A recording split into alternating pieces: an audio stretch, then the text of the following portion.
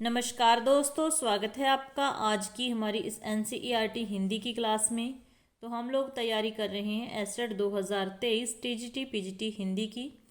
तो जैसा कि आप सभी को पता है कि टीजीटी हिंदी में आज की क्लास स्पेशल टीजीटी हिंदी के लिए है। और टीजीटी हिंदी में जो आपका सिलेबस है उसमें आपने पढ़ना है बसंत भाग 1, 2, 3। तो आज की क्लास हमारी छठी क्लास की एनसीईआरटी से रहेगी, बसंत भाग 1 से, जिसके हम कुछ महत्वपूर्ण पाठ देखेंगे जहाँ से प्रश्न पिछले वर्षों में बने हैं और बन सकते हैं। ठीक है, प्रश्न इस तरीके से पूछे जाते हैं कि आपसे गद्यांश पद्यांश देकर भी पूछा जाता है कि किस कवि लेखक का है, ठीक है, या इसमें से क्या है क्या नहीं। तो आज की क्लास का हमारा पहला जो पाठ है संसार पुस्तक है। इसके लेखक हैं जवाहरलाल नेहरू जी। ठीक है, तो इसी के बारे में पढ़ते हैं हम। जब तुम ये जो पाठ है संसार पुस्तक एक रचना है, इसकी विधा पूछ ली जाए तो एक पत्र है, क्योंकि जवाहरलाल नेहरू जी ने अपने पत्र लिखे थे अपनी पुत्री के लिए, इंदिरा गांधी के लिए। ठीक है, पिता के पत्र पुत्री के नाम उसी में ये संकलित है, ये भी ध्यान रखना है। तो क्या कहा है इस पत्र के माध्यम से, अपनी बेटी के लिए क्या संदेश है वो पढ़ते हैं हम। जब तुम मेरे साथ रहती हो तो अक्सर मुझसे बहुत सी बातें पूछा करती हो और मैं उनका जवाब देने की कोशिश करता हूँ।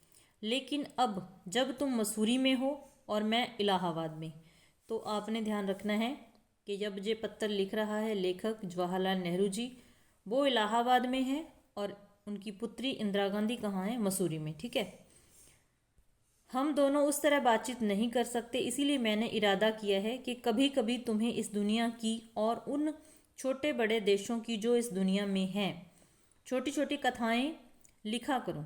ठीक है, तुमने हिंदुस्तान और इंग्लैंड का कुछ हाल इतिहास में पढ़ा है, लेकिन इंग्लैंड केवल एक छोटा सा टापू है और हिंदुस्तान जो कि एक बहुत बड़ा देश है।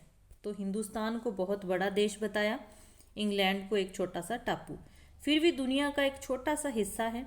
अगर तुम्हें इस दुनिया का कुछ हाल जानने का शौक है तो तुम्हें सब देशों का और उन सब जातियों का जो इसमें बसी हुई हैं ध्यान रखना पड़ेगा, केवल उस एक छोटे से देश का नहीं जिसमें तुम पैदा हुई हो। ठीक है, मुझे मालूम है कि इन छोटे छोटे खेतों में बहुत थोड़ी सी बातें ही बतला सकता हूँ, इन छोटे छोटे खतों में, सॉरी, इन छोटे छोटे खतों में बहुत थोड़ी सी बातें ही बतला सकता हूँ, लेकिन मुझे आशा है कि इन थोड़ी सी बातों को भी तुम शौक से पढ़ोगी और समझोगी कि दुनिया एक है और दूसरे लोग जो इसमें आबाद हैं हमारे भाई बहन हैं। जब तुम बड़ी हो जाओगी तो तुम दुनिया और उसके आदमियों का हाल मोटी मोटी किताबों में पढ़ोगी, उसमें तुम्हें जितना आनंद मिलेगा उतना किसी कहानी या उपन्यास में भी न मिला होगा।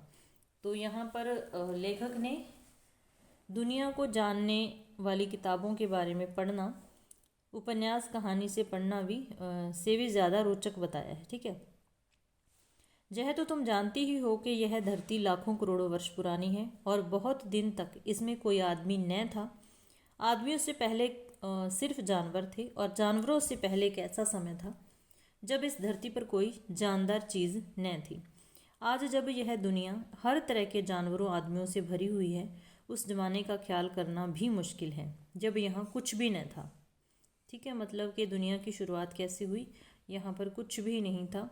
कोई समय ऐसा था कि यहाँ जानवर भी नहीं थे, मतलब आदमी तो कहाँ जानवर भी नहीं थे। तो ये सारी चीज़ें लेखक किसको बता रहा है, अपनी पुत्री को। लेकिन विज्ञान जानने वालों और विद्वानों ने, जिन्होंने इस विषय को खूब सोचा और पढ़ा है, लिखा है कि एक समय ऐसा था जब यह धरती बेहद गर्म थी और इस पर कोई जानदार चीज़ नहीं रह सकती थी। और अगर हम उनकी किताबें पढ़ें और पहाड़ों और जानवरों की पुरानी हड्डियों को गौर से देखें तो हमें खुद मालूम होगा कि ऐसा समय ज़रूर रहा होगा।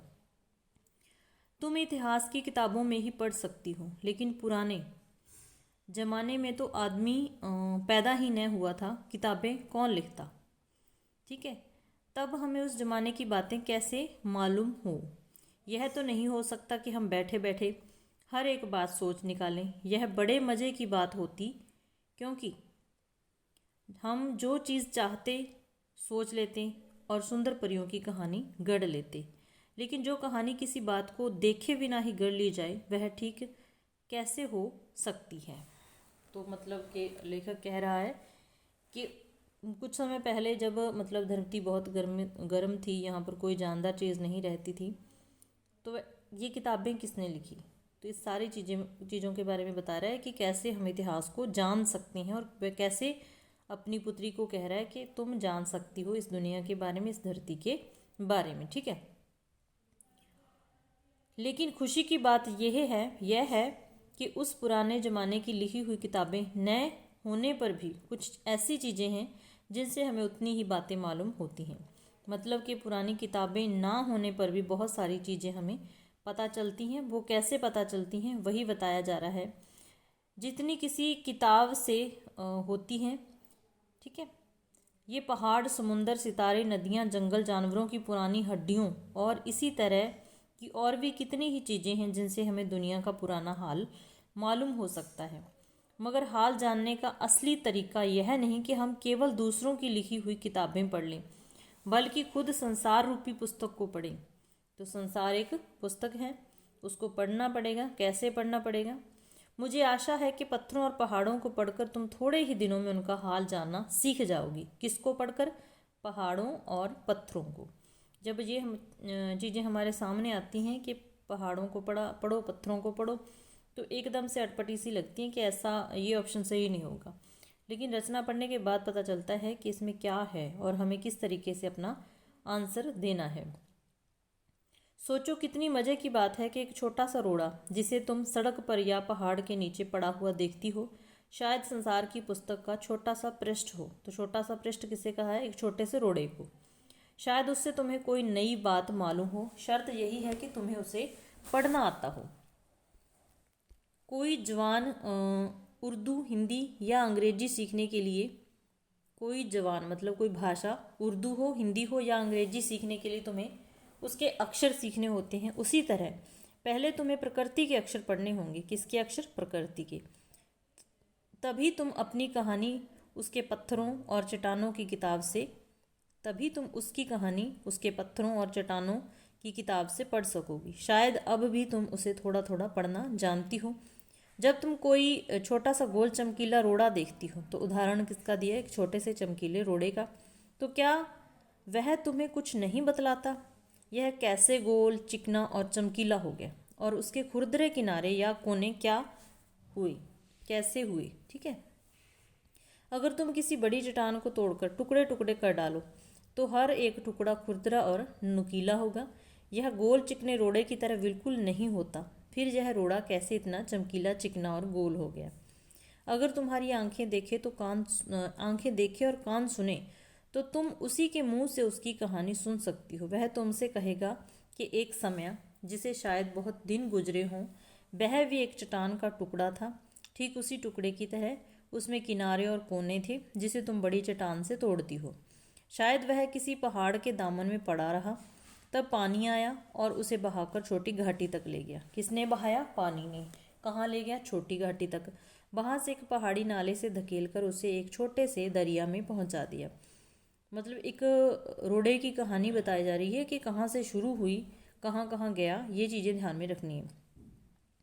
इस छोटे से दरिया से वह बड़े दरिया में पहुँचा। इस बीच वह दरिया के पेंदे में लुढ़कता रहा, उसके किनारे घिस गया और फिर चिकना और चमकदार हो गया। इस तरह वह कंकड़ बना जो तुम्हारे सामने है। किसी वजह से दरिया उसे छोड़ गया और तुम उसे पा गई। अगर दरिया उसे और आगे ले जाता तो वह छोटे छोटे अंत में बालू का एक जर्रा हो जाता और समुद्र के किनारे अपने भाइयों से जा मिलता। जहाँ एक यहाँ क्या है का किनारा बन जाता, यहाँ एक सुंदर बालू का किनारा बन जाता। ठीक है, जिस पर छोटे छोटे बच्चे खेलते और बालू के घरौंदे बनाते। अगर एक छोटा सा रोड़ा तुम्हें इतनी बातें बता सकता है, तो पहाड़ों और दूसरी चीज़ों से जो हमारे चारों तरफ हैं, हमें और कितनी बातें मालूम हो सकती हैं। तो जवाहरलाल नेहरू की ये रचना है, संसार एक पुस्तक है। अपनी पुत्री को पत्र लिखे हैं, और ये एक पत्र इसकी विदा कह लीजिए। और इसका अनुवाद किया है प्रेमचंद जी ने। ठीक है, अब जवाहरलाल नेहरू जी के बारे में कुछ चीज़ें पढ़नी है, क्योंकि जहाँ से भी प्रश्न बनेगा। पहले जवाहरलाल नेहरू जी का जन्म 14 नवंबर 1899 में हुआ, 1889 में, ठीक है। और मृत्यु होती है 27 मई 1964 को, ठीक है। तो जन्म 14 नवंबर को हुआ, मृत्यु 27 मई 1964 को हुई। 14 नवंबर उनके जन्मदिन के दिन ही चिल्ड्रंस डे मनाया जाता है, ठीक है। तो ये भी याद रखना है। आज़ाद भारत के प्रथम प्रधानमंत्री थे, सबको पता है। बच्चों से उन्हें बेहद लगाव था, वे चाचा नेहरू के नाम से जाने जाते थे। अब याद रखना है कि उनकी बेटी इंदिरा जब 10 वर्ष की थी, नेहरू जी ने उन्हें अनेक चिट्ठियां लिखी। तो कब मतलब उसकी उम्र इंदिरा की कितनी थी? 10 वर्ष, याद रखना है।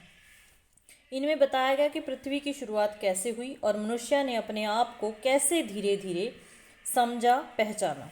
ये चिट्ठियां बच्चों में अपने आसपास की दुनिया के बारे में सोचने, समझने और जानने की उत्सुकता पैदा करती हैं। तो प्रश्न बन सकता है कि नेहरू जी की अपनी पुत्री के नाम चिट्ठियां बच्चों में कैसी समझ पैदा कर सकती हैं? तो कैसी? ये चिट्ठियां बच्चों में अपने आसपास की दुनिया के बारे में जानने, सोचने, समझने की उत्सुकता पैदा करती हैं। नेहरू जी को अपने देश के बारे में बोलने, बताने में आनंद आता था। ये सभी चिट्ठियां पिता के पत्र पुत्री के नाम पुस्तक में संकलित है। संसार पुस्तक है, इसी पुस्तक से साभार लिया गया है। खास बात यह है कि ये पत्र नेहरू जी ने अंग्रेजी में लिखे थे। तो कौन सी भाषा में लिखे? अंग्रेजी में। और इनका अनुवाद किसने किया? हिंदी के मशहूर उपन्यासकार मुंशी प्रेमचंद जी ने। तो यहाँ से 3-4 प्रश्न बनते हैं, ध्यान रखना है इनका, ठीक है। तो ये हो गया हमारा पहला जो पाठ था, रचना थी। अब लोकगीत, लोकगीत से प्रश्न आए हुए हैं, ठीक है। 1 मिनट मैं इसकी किताब खोल लूँ, क्योंकि यहाँ पर PDF में थोड़ा कटा हुआ है। तो लोकगीत, यहाँ से प्रश्न आए हुए हैं। एक एक चीज़ पे ध्यान देना है कि कौन सा लोकगीत कहाँ प्रचलित है, लोकगीत में क्या कुछ होता है, क्या नहीं, सारी चीज़ों को, ठीक है। तो लोकगीत अपनी लोच, ताजगी और लोकप्रियता में शास्त्रीय संगीत से भिन्न हैं। तो ये शास्त्रीय संगीत से भिन्न होते हैं। लोकगीत सीधे जनता के संगीत हैं। यही पॉइंट 2021 का पेपर मैंने करवा रखा है, उसमें दिए हुए थे और पूछा था कि क्या असंगत है, ठीक है। लोकगीत अपनी लोच, ताजगी और लोकप्रियता में शास्त्रीय संगीत से भिन्न होते हैं। ये पॉइंट, इसका मतलब ऐसा आ जाए तो सही है।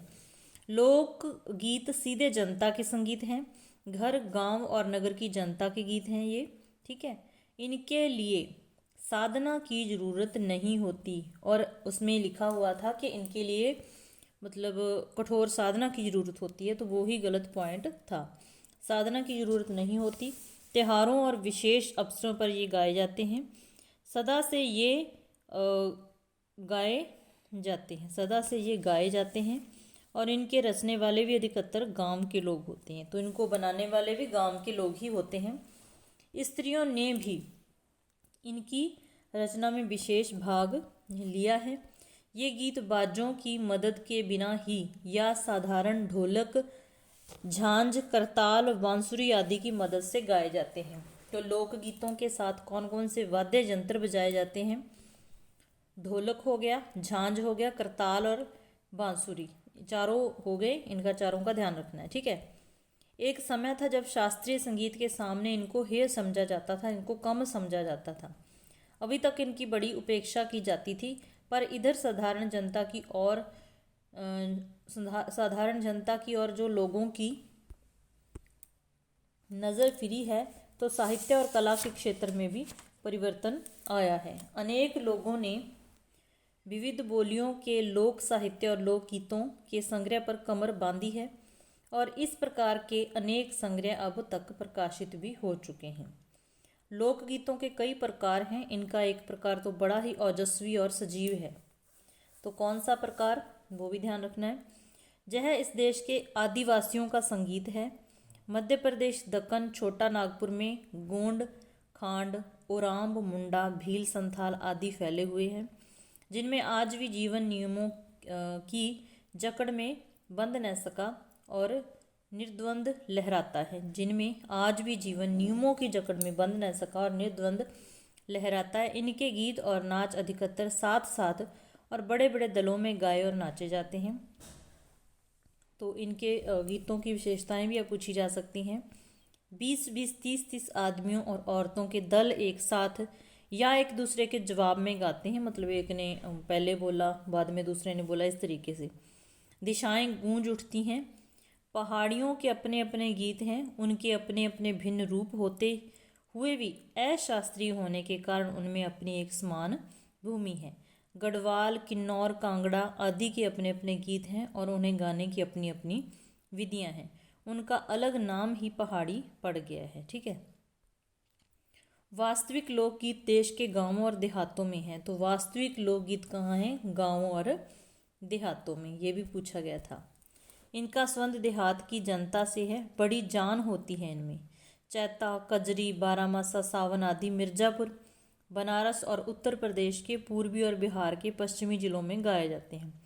कौन कौन से? चैता, कजरी, बारामासा, सावन। तो प्रश्न पूछा जा सकता है कि इनमें से कौन सा लोकगीत नहीं है, तो ये नाम ध्यान में रखने हैं। ठीक है। मिर्जापुर, बनारस और उत्तर प्रदेश के पूर्वी और बिहार के पश्चिमी जिलों में गाए जाते हैं। बाउल और एक मिनट, भतियाली, यहाँ पर भतियाली है। बंगाल के लोकगीत हैं। बंगाल के कौन कौन से हैं? बाउल और भतियाली। पंजाब में माहिया आदि इसी प्रकार के हैं। हीर रांझा, सोहनी, महिवाल, संबंधी गीत पंजाबी में, और ढोला मारू आदि के गीत राजस्थानी में बड़े चाव से गाए जाते हैं। तो बंगाल में बाउल और बतियाली, पंजाब में माहिया, हीर रांझा, सोनी, महिवाल और ढोला मारू राजस्थान में। ठीक है। इन देहाती गीतों के रचयिता कोरी कल्पना को इतना मान न देकर अपने गीतों के विषय रोज़मर्रा के बहते जीवन से लेते हैं। तो लोकगीतों का जो विषय होता है वो कैसा होता है? उनके जीवन से जुड़ा होता है, जिससे वे सीधे मर्म को छू लेते हैं। उनके भी साधारणतः पीलू, सारंग, दुर्गा, सावन, सोरठ आदि हैं। उनके राग, तो ये रागों के नाम हैं, अच्छे से याद रखना है, राग भी पूछा जा सकता है। उनके राग कौन कौन से हैं?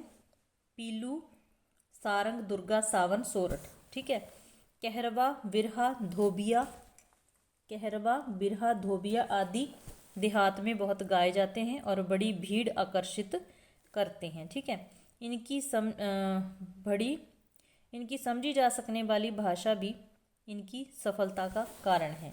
तो इस पाठ में लोकगीत में काफ़ी सारे ऐसे प्रश्न हैं जो बन सकते हैं। कौन कौन से लोकगीत गाए जाते हैं, कहाँ कौन सा गाया जाता है, तो ये चीज़ें ध्यान में रखनी है। उसके बाद है भोजपुरी में करीब 30-40 वर्षों से विदेशिया का प्रचार है। तो भोजपुरी में कौन सा गीत गाया जाता है? विदेशिया। ठीक है। गाने वालों के अनेक समूह इन्हें गाते हुए देहात में फिरते हैं। उधर के जिलों में, विशेषकर बिहार में, विदेशिया से बढ़कर दूसरे गाने लोकप्रिय नहीं हैं। तो भोजपुरी में विदेशिया गाया जाता है और बिहार में सबसे लोकप्रिय यही है। इन गीतों में अधिकतर रसिक प्रियों और प्रियाओं की बात रहती है। तो इनका जो विषय है वो क्या है? रसिक प्रियों और प्रियाओं की बात। परदेसी प्रेमी की और उनसे करुणा और विरह का रस बरसता है। ठीक है। जंगल की जातियों आदि के भी दल गीत होते हैं। जंगल की जातियों के दल गीत होते हैं जो अधिकतर विरह आदि में गाए जाते हैं। पुरुष एक और स्त्रियां दूसरी और एक दूसरे के जवाब के रूप में दल बांधकर गाते हैं और दिशाएं गूंज उठती हैं। पर इधर कुछ काल से इस प्रकार के दलीय गायन का ह्रास हो चुका है। एक दूसरे प्रकार के बड़े लोकप्रिय गाने आला के हैं। तो दूसरे लोकप्रिय कौन से? आल्हा। अधिकतर ये बुंदेलखंडी में गाए जाते हैं। तो बुंदेलखंडी में आला गाए जाते हैं। आरंभ तो इनका चंदेल राजाओं के राज कवि जगनिक से माना जाता है। तो मोस्ट इम्पोर्टेंट क्वेश्चन बनता है कि जो आल्हा लोकगीत हैं बुंदेलखंडी में गाए जाते हैं, उनका आरंभ किससे हुआ? तो चंदेल राजाओं के राज कवि जगनिक से माना जाता है, जिसने आला उदल की वीरता का अपने महाकाव्य में बखान किया, पर निश्चय ही उसके छंद को लेकर जनवोली में उसके विषय को दूसरी देहाती कवियों ने भी समय समय पर अपने गीतों में उतारा और ये गीत हमारे गाँवों में आज भी बहुत प्रेम से गाए जाते हैं। इन्हें गाने वाले गांव गांव ढोलक लिए फिरते हैं। इसी की सीमा पर उन गीतों का भी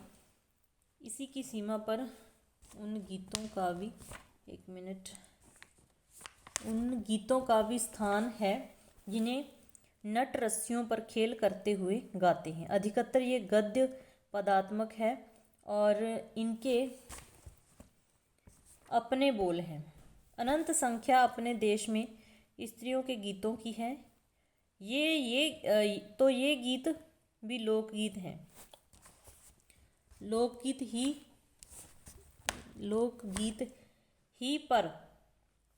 ये गीत भी लोकगीत ही हैं, पर अधिकतर इन्हें औरतें ही गाती हैं। इन्हें सिरजती भी अधिकतर वही हैं। वैसे मर्द रचने वालों या गाने वालों की भी कमी नहीं है। मतलब ज़्यादातर औरतें इनको रचती हैं, लिखती हैं, लेकिन बहुत सारे मर्द भी हैं जो इन गीतों को लिखते हैं। इन गीतों का संबंध विशेषता स्त्रियों से है। इस दृष्टि से भारत इस दिशा में सभी देशों से भिन्न है, क्योंकि संसार के अन्य देशों में स्त्रियों के अपने गीत मर्दों या जनगीतों से अलग और भिन्न नहीं हैं, मिले जुले ही हैं। त्योहारों पर नदी में नहाने जाते हुए, राह के विवाह के एक मिनट, इसमें ना साफ दिखाई नहीं, मटकोड़ है। विवाह के मटकोड़, ज्योनार के, संबंधियों के लिए प्रेमयुक्त गाली के, जन्म आदि सभी अवसरों पर अलग अलग गीत हैं जो स्त्रियां गाती हैं। इन अवसरों पर कुछ आज से ही नहीं, प्राचीन काल से ही गाती रही हैं। ठीक है, तो कौन कौन से हैं? विवाह के समय, नहाने जाते हुए, राह में, मटकोड़, ज्योनार के, तो ये सारे गीत स्त्रियां गाती हैं।